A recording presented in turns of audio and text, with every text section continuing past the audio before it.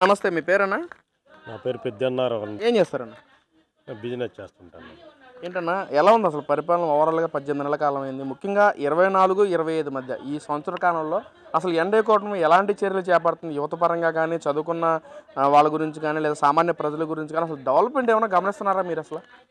ఈ సంవత్సర కాలంలో సెంట్రల్ గవర్నమెంట్ నుంచి అనేక ఫండ్స్ తీసుకొచ్చి, అనేక ఇండస్ట్రీలని కూడా తీసుకొచ్చి, యువత పరంగా వాళ్ళకి జాబ్స్ దగ్గర దగ్గర 2,00,000 పైన జాబ్స్ క్రియేట్ అవ్వడానికి అవసరమైన కంపెనీలను తీసుకొచ్చారండి.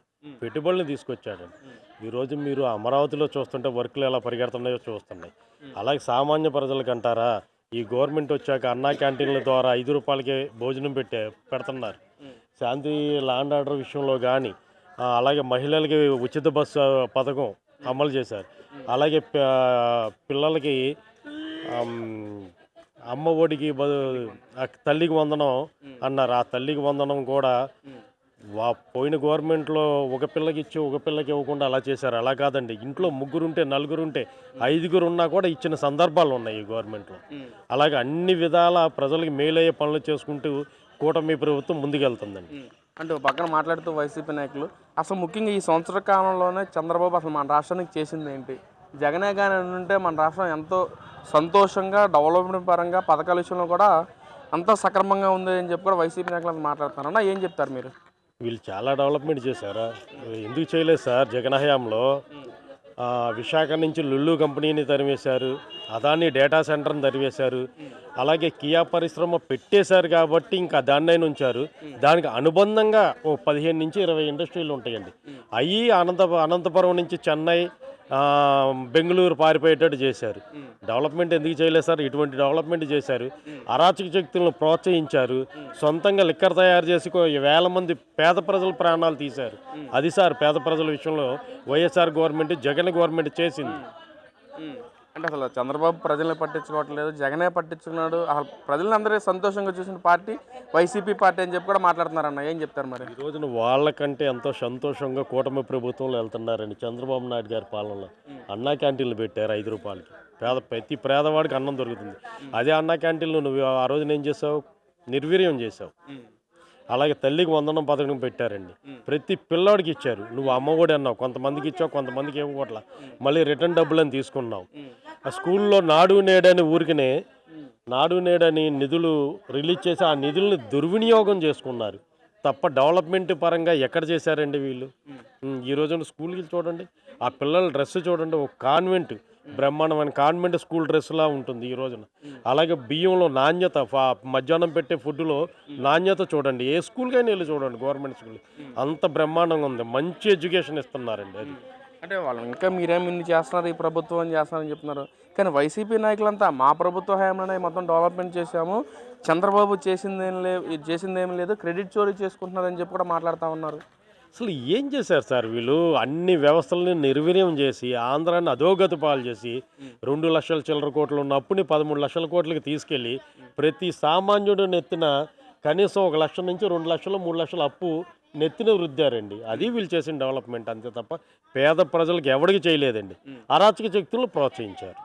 సార్ మీరు ఎక్కడ విజయవాడేనండి? అవునండి. విజయవాడ. మరి ఈ సంవత్సర కాలంలో అసలు విజయవాడలో ఎలాంటి మార్పులు చూశారు మీరు? గత 5 ఏళ్ల పాలనలో చూశారు, ఈ సంవత్సర కాలంలో 24, 20 మధ్య ఎలాంటి మార్పులు చూశారు మీరు? చూశాను సార్, రోడ్లు ఎంత నీట్గా ఉన్నాయో చూసారా? అలాగే ప్రతి రోడ్లు వెనక పెయింటింగ్ విధానాలు కానీ ఇవి కానీ చేశారు. అలాగే అన్నా క్యాంటీన్లు ఓపెన్ చేశారు. ప్రతి చోట పేదవాడు తింటున్నాడు. గవర్నమెంట్ హాస్పిటల్ని ఎలా డెవలప్మెంట్ చేస్తున్నారో చూస్తున్నారు. ప్లస్ విజయవాడ నుంచి అమరావతి వెళ్ళేటప్పుడు అమరావతిలో ఎంత డెవలప్మెంట్ జరుగుతుందో కల్లారి ఈరోజు చూడండి, దగ్గరుండి చూస్తే తెలిసిద్ది.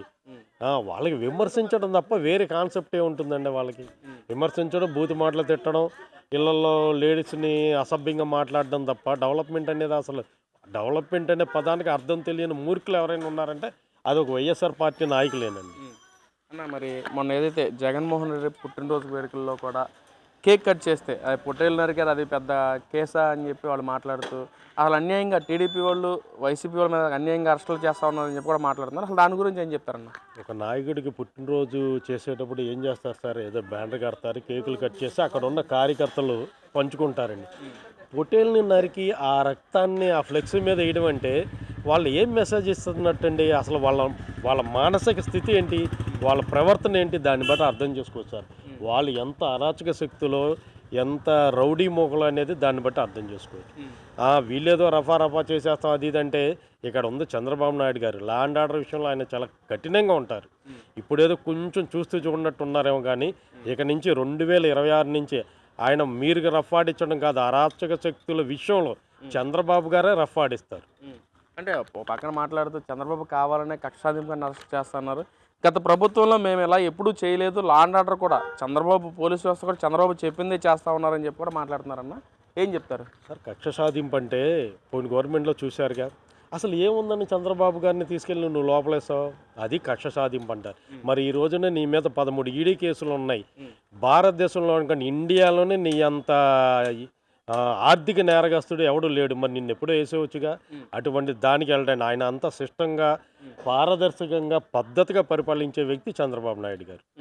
వాళ్ళు విమర్శిస్తారండి, వాళ్ళ విమర్శలకు ఒక అర్థం పర్థం ఎక్కడ ఉందో చెప్పండి.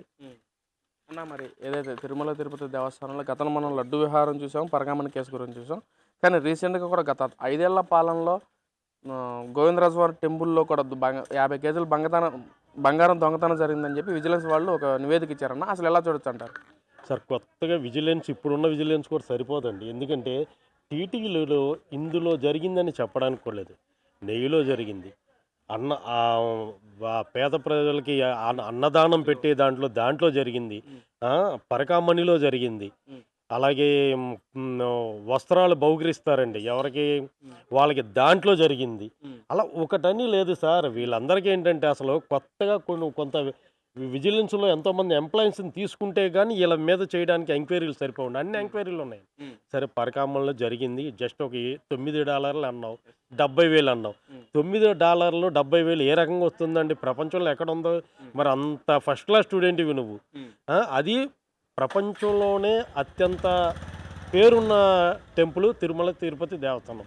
దాంట్లో చోరీ జరిగితే ఏదో సింపుల్గా ఒక $9 జరిగిందని నువ్వు సమర్థిస్తున్నావు అంటే అసలు నువ్వు ఎటువంటి ముఖ్యమంత్రివో కూడా. నువ్వెందుకు 5 సంవత్సరాలు ప్రజలు ఎలా ఇచ్చారో తల్ల బాదుకుంటున్నారండి ఈ రోజున నిన్ను చూసి. మళ్ళీ నువ్వు ఎక్కడ వస్తావు? అసలు నువ్వు వచ్చేది అధికారంలోకి కాదు, జైళ్ళు ఎదురు చూస్తున్నాయి. రావాలి జగన్, మళ్ళీ మళ్ళీ రావాలి అని. అది వాళ్ళు ఎదురు చూస్తారు. వాళ్ళు పాటపడారు, రావాలి జగన్, కావాలి జగన్ అని. ఇప్పుడు మీరు దానికి మార్పుగా మాట్లాడుతున్నారా? అవునండి. ఏది అడుగుతుంది ప్రజలు కాదండి, జైళ్ళు ఆ పాట పాడుతున్నాయండి. ఇప్పుడు జైలు శాఖలు పాడుతున్నారు, రావాలి జగన్, కావాలి జగన్ మా జైలుకని. జైళ్ళు పిలుస్తున్నాయి. అది ఆ పాట ఇప్పుడు జైలు శాఖ పాడుతుంది. అయితే ఆంధ్రాలో ఉన్న జైలు, తిహార్ జైలు అనేది అతనికి ఉన్న కేసులను బట్టి నిర్ణయిస్తారు. అంటే నిజంగా జైలుకి వెళ్తారన్న జగన్మోహన్ రెడ్డి? ఎందుకెళ్ళారు సార్? 11 ఈడీ కేసుల్లో 44,000 కోట్ల ఆస్తులు ఈ రోజుకి గవర్నమెంట్ అటాచ్ చేసి ఉందండి. ఈడీ శాఖ అటాచ్ చేసి ఉందండి. అవి నిరూపించుకోవాలి. ఈరోజు చీప్ లిక్కర్ తయారు చేస్తావు, ఎంతమంది ప్రాణాలు బలిగి ఉన్నావు, ఆ కేసు నీ వైపే చూపెడుతుంది. పరకామణిలో అన్నేళ్ళు నీ వైపే చూపెడుతున్నాయి. టీటీడీ కల్తీ నెయ్యి నీ వైపే చూపెడుతుంది. టీటీలో జరిగిన అనేక అవకతవకలు అన్నిట్లు కూడా జగన్మోహన్ రెడ్డి వైపే వేలు చూపెడుతుంది. ఎక్కడికి పోతాయి సార్ ఇవన్నీ? కంపల్సరీ వెళ్తాడండి ఒకరోజు వెనక